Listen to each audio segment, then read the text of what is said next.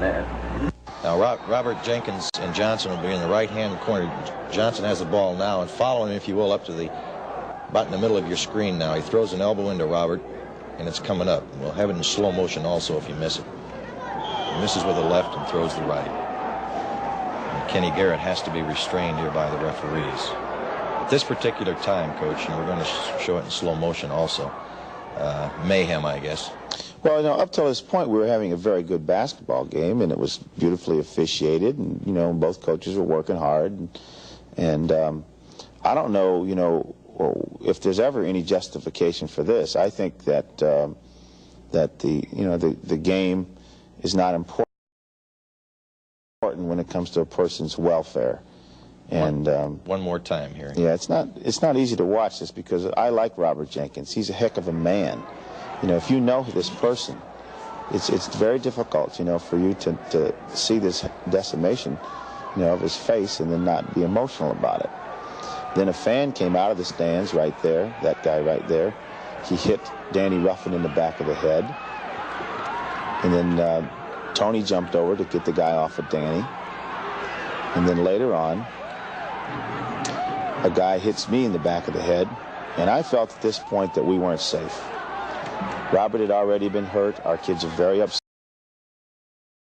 very angry, very frustrated.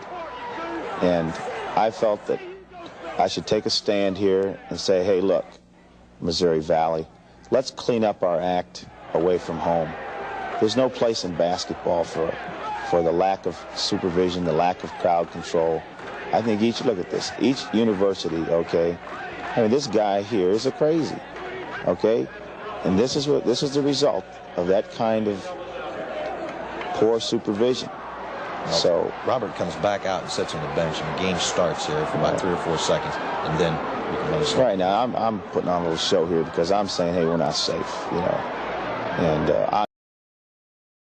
I'm not going to hurt anybody. I'm not going to hit anybody, but I'm demonstrating that when you go on the road in this league, that I talked to Tony and he said, hey, in the ACC, yeah, they're vocal and they holler and they're enthusiastic. In his years in the ACC, he never had this kind of problem. And in my years in the Big Ten, I never had this kind of problem. This is Robert Jenkins, who just had his nose broken with his arm around you, trying to lead you away from that right. back. Yeah, what a great kid he is. So I think that, hey, something has to be done all across our league so that proper measures are taken. And then it's not the whole crowd at Tulsa. I'm not blaming all of them. But if you got 1 or 2 crazy guys in the stands, they got to be eliminated.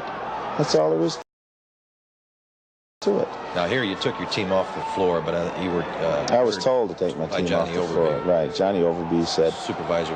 Yeah, he told me it was unsafe for us to be out there, you know, but that was sort of ex post facto. I knew that before. So,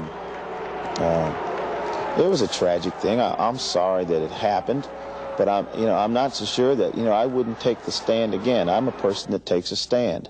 And when you go on the road in the Missouri Valley, when you come to Bradley, no one's going to come out of the stands and hit you. We're not going to throw things at you at Bradley. And I'm going to work very hard to make sure that we don't print things on T-shirts that are obscenities and that we don't shout obscenities. And I'm not saying that there's not going to be an isolated individual, but I think if we do have isolated individuals who are really making fools of themselves and trying to whip the crowd into a frenzy, then I think they should be ejected. They should be ejected at Bradley. They should be ejected at Tulsa or Drake or wherever we play, or New Mexico State, okay? And I think we should all recruit. We should all try to build the best teams we can, coach the heck out of them. I think the coaches should stick together, okay? We can have a nice, hotly contested rivalry while the game is going on, and when the game is over, hey, we should be able to go out and have a beer together. And I was able to do that, with some fellow Big Ten coaches when I was coaching in the Big Ten. I was always able to do that with my fellow coaches in Chicago, and it should be able to be done in the Missouri Valley.